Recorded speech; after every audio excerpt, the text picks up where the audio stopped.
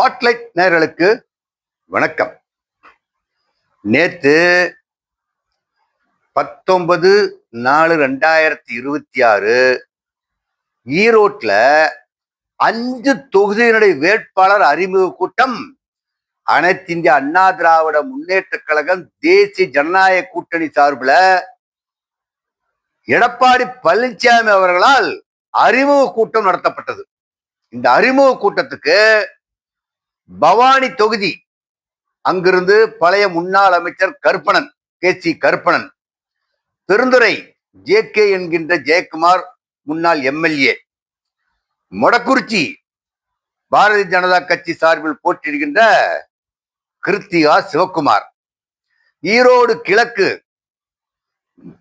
K Manoharan, Erode மேற்கு தமிழ் மாநில காங்கிரஸ்ல தாமரைப்பூ சின்னத்துல போட்டி போடுகின்ற யுவராஜ். இந்த 5 பேருடைய அறிமுக கூட்டம் நேற்று ஈரோட்ல வீரப்பஞ்சத்திரம்ங்கிற இடத்துல நடக்குதுங்க. இந்த இடத்துல வீரப்பஞ்சத்திரத்துக்கும் மொடக்குறிச்சிக்கும் ஒரு 10 கிலோமீட்டர், மொடக்குறிச்சி தொகுதிக்கும், அதே மாதிரி பவானி தொகுதிக்கும் ஒரு 10 கிலோமீட்டர், பெருந்துறைக்கு மட்டும் 20 கிலோமீட்டர், ஈரோடு கிழக்கு மேற்கு உள்ளடங்கிய பகுதி. இந்த 5 தொகுதிக்கும் வேட்பாளர் அறிமுக கூட்டத்திற்கு நேற்று 6 மணிக்கு, அதாவது 5 to 6 மணிக்கு எடப்பாடி பழனிசாமி பிரச்சாரத்துக்கு வருகிறார் என்று சொல்லி பிரகடனப்படுத்தி, ஆனா அவர் அந்த 6 மணிக்கு வரலீங்க. ஒரு 8 மணிக்கு தான் வர்றார்.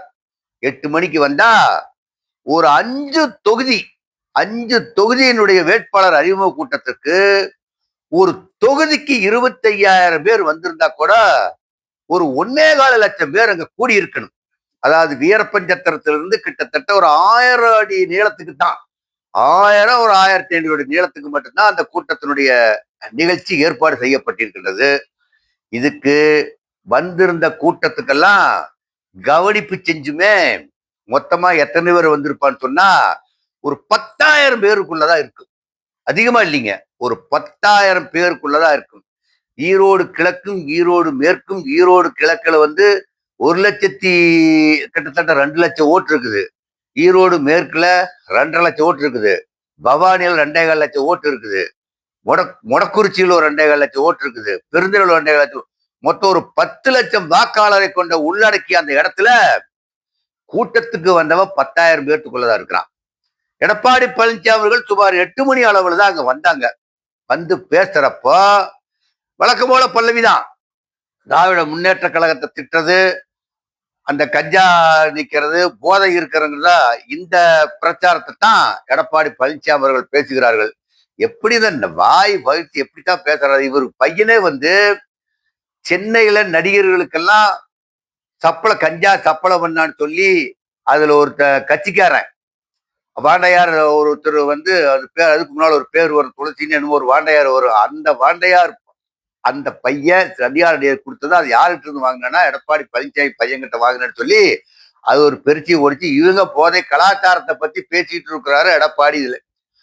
இதுல என்ன ஒரு ஹைலைட்னு சொன்னா, கூட்டத்துக்கு 10,000 பேர்த்துக்குள்ள எடப்பாடி பேச ஆரம்பிக்கிறார்.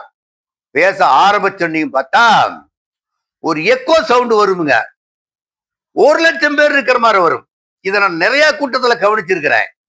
இந்த பாக்குறப்போ ஒரே மாதிரி ஆமா ஆமான்னு சொல்லுவான், இல்ல திமுக திமுகன்னு சொல்லுவான், இல்ல ரட்டளைன்னு சொல்லுவான். இந்த எக்கோ சவுண்ட எடப்பாடி பழனிசாமி அவர்கள் பேசிக்கிட்டு இருக்கிறப்பவே இடையில ஏதோ எக்கோ சவுண்டு ஸ்பீக்கர் மூலமா போடப்படுகிறது. கூட்டத்தில் இருக்கக்கூடிய மக்கள் எவனும் அந்த ஆரவாரம் பண்ணல. ஆனா ஆரவாரம் பண்ணின மாதிரி மைக்ல சவுண்டு, ஸ்பீக்கர்ல சவுண்டு வருது. உத்து கவனிச்சு பார்த்தா தான் தெரியுது.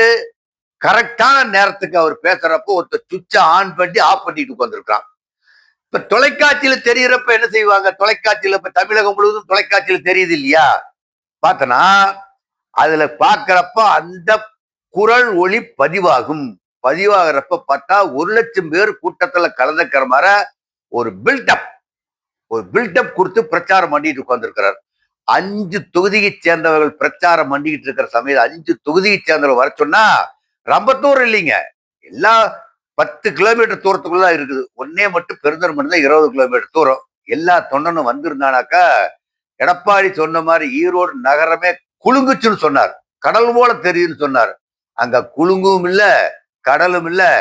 அந்த மாதிரி கூட்டத்தை வச்சுக்கிட்டு எடப்பாடி பேச்சுற பேச்சு அவரு பிரச்சாரம் பண்றார். அவருக்கு உண்டான இது தமிழகம் முழுக்க பிரச்சாரம் பண்றாரு இல்லையா? ஒரே கருத்தை வலியுறுத்தி கஞ்சாத்தான் கஞ்சாத்தான் கஞ்சாத்தான் சொல்லிட்டு இருக்கிறான். அவளை கோடி அடிச்சான் கோடி அடிச்சா.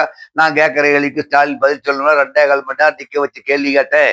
இந்த மாதிரி கருத்தை சொல்ல அந்த கருத்தை எவன் மக்கள் நின்று கேட்டுட்டு இருக்கிறான். எடப்பாடி வர்றதுக்கு முன்னாலே எல்லாத்தையும் அங்க யாராரு எல்லாம் வைட்டமின் பா வச்சுதான் கூட்டிட்டு வந்திருந்தாங்க. அந்த பா கோஷ்டி எடப்பாடி வந்து மைக்க புடிச்சாரே இல்லையாங்க? இல்ல தார சாரையா கூட்டத்துல இருந்து கிளம்பி போயிட்டான். கடைசியா ஒரு எடப்பாடி பேசி 10 நிமிஷம் கழிச்சு பார்த்தா அந்த இடத்துல ஒரு 1000 பேர் மட்டும்தான் நின்னான். வந்தவன் பூரா போயிட்டான். வந்தவனுக்கெல்லாம் வேன் ஏற்பாடு, பஸ் ஏற்பாடு, லாரி ஏற்பாடு.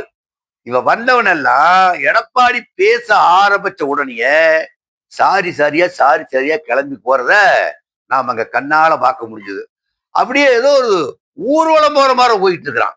ஒருத்தர் கூட எடப்பாடியுடைய பேச்சை நின்னு காது கொடுத்து கேட்பதற்கு அந்த இடத்துல தயாராக இல்லை. இந்த லட்சணத்துல எப்படிங்க 5 தொகுதி ஜெயிக்கி? 5 தொகுதியும் ஜெயிக்கிற மாதிரி இருந்திருந்தா கட்சியில் இருக்கிற உணர்வு பூர்வமான தொண்டனெல்லாம் ஸ்பாட்ல வந்து நின்று இருப்பான். ஸ்பாட்ல வந்து நின்று மக்களுக்கு இருக்கக்கூடிய பொதுமக்களுக்கு ஒரு பயத்தை காமிச்சிருப்பான். இப்ப மத்த பக்கமெல்லாம் கூட்டம் நடக்கிறப்ப அந்த ரோட்டை பிளாக் பண்ணுவாங்க.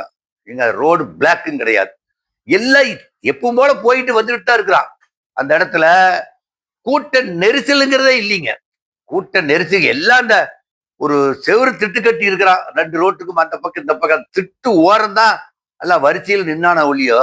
மற்றபடிக்கு பார்த்தாக்கா கூட்டம்னு சொல்லி எடப்பாடிக்கு ஆர்ப்பரிக்கின்ற கூட்டம் அங்க இல்ல. இப்ப மொடக்குறிச்சி தொகுதியில் இருக்கிற கிருத்திகா சிவகுமார் தன்னுடைய சொந்த செல்வாக்குல ஏற்கனவே அவங்க மாமியார் சீர்கே சரஸ்வதி பாரதிய ஜனதா கட்சியில் இருந்து அவங்க ஒரு மருத்துவர், புகழ்பெற்ற மருத்துவர் ஈரோட்ல, அவங்க ஊருக்கு நிறைய செஞ்சிருக்கிறாங்க.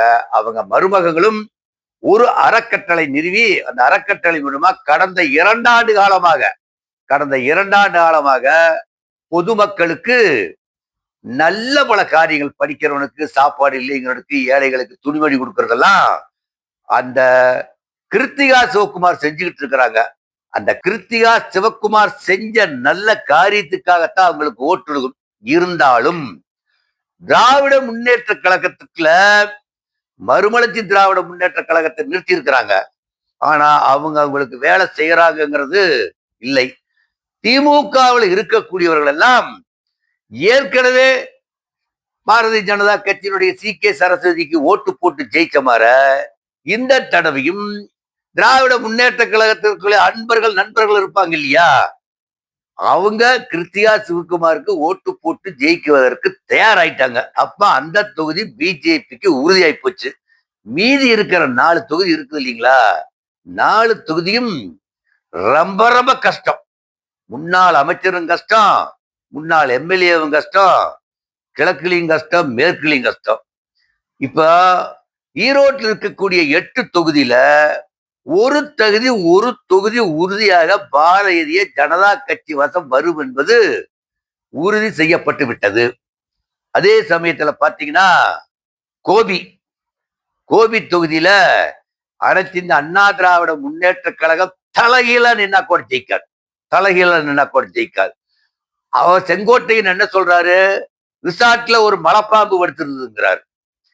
இவர் என்ன சொல்றாரு, பொண்டாட்டியும் புள்ளையும் வந்து என் வீட்டுக்காரன் வேற ஒருத்தி வச்சுக்கிட்டு இருக்கிறான்னு சொல்லி ஜெயலலிதாவுக்கு முன்னாலே சொன்னதுனாலதான் செங்கோட்டையன் பதவி பறிச்சுக்கிச்சுன்னு சொல்லி அவங்க ஒரு பக்கம் அந்த மாதிரி குற்றச்சாட்டு. 2 பேருமே இந்த பக்கத்து வீட்டுக்காரன் வாக்கியா சண்டை, வரப்பு சண்டை நடக்கும் இல்லையா, அந்த மாதிரி சண்டையை போட்டுக்கிட்டு உட்கார்ந்து இருக்காளுங்க கோபி தொகுதியில. வேற எவனும் அவங்களை மானத்தை கெடுக்க வேண்டாம். வேற மற்ற கட்சிக்காரெல்லாம் நின்று வேடிக்கை பார்த்துக்கிட்டு இருந்தா போதும். மானத்தை கெடுக்கிறது யாரு? எடப்பாடி செங்கோட்டையன் மானத்தை கெடுக்கிறார். செங்கோட்டையன் எடப்பாடி மானத்தை கெடுக்கிறார். செங்கோட்டை என்ன சொல்றாரு, நீ 5000 கோடி ரூபாய் போட்டு ஒரு அட்டை ஃபேக்டரி வச்சிருக்கிற, எத்தனால் தயாரிக்கிற அம்மாப்பேட்டையில குச்சிக்கிழங்கு ஃபேக்டரி வேற ஒருத்தர் வந்து அந்த ஆர்பிபி கன்ஸ்ட்ரக்ஷன் வந்து புடுங்கி வச்சிருக்குன்னு சொல்லி எல்லாம் வெட்ட வெளிச்சமா உடைச்சிட்டு போயிட்டானுங்க. இப்ப ஒரு சில இடத்துல செங்கோட்டையன் பேசுறப்ப அவன் இவன் தான் பேசுறாரு எடப்பாடிய. எனக்கு டீ வாங்கி கொடுத்தவன்னு சொல்லி சொல்றாரு செங்கோட்டைய. நான் டீ வாங்கி நான் ரயில்வே ஸ்டேஷன்ல இருக்க டீ வாங்கிட்டு எனக்கு வெயிட் பண்ணிட்டு இருப்பாரு. இப்போ கோபி வந்து ஊருக்குள்ள போனோம்னா 2 பேரும் பேசுனத காது வச்சு அடைச்சுக்கணும். அந்த மாதிரி மாநகர 2 பேரும் பேசிக்கிட்டான். அப்போ ஓட்ட பிரிச்சுக்கிட்டான். திராவிட முன்னேற்ற கழகம் நல்ல சாமியோ நல்லது நல்ல சாமி அவரு ஜெயிப்பதற்கு உண்டான வாய்ப்பு 100% உறுதி செய்யப்பட்டது. ஈரோட்ல அனைத்து இந்திய அண்ணா திராவிட முன்னேற்ற கழகத்தின கூட்டணி ஒரு தொகுதி பிஜேபியில அவங்களுடைய சொந்த முயற்சியில் தான் வெற்றி பெறாங்களோ ஒழிய மீதி இருக்கிற 7 தொகுதியும் இன்னும் கேள்விக்குறியாத்தான் இருக்குது. குறிப்பா சொல்லப்போனா ஈரோடு மேற்கு தொகுதியும் இன்னும் கேள்விக்குறியாத்தான் இருக்குது. நன்றி, வணக்கம். இந்த வீடியோ உங்களுக்கு பிடிச்சிருந்தா லைக் பண்ணுங்க, கமெண்ட் பண்ணுங்க, ஷேர் பண்ணுங்க, சப்ஸ்கிரைப் பண்ணுங்க.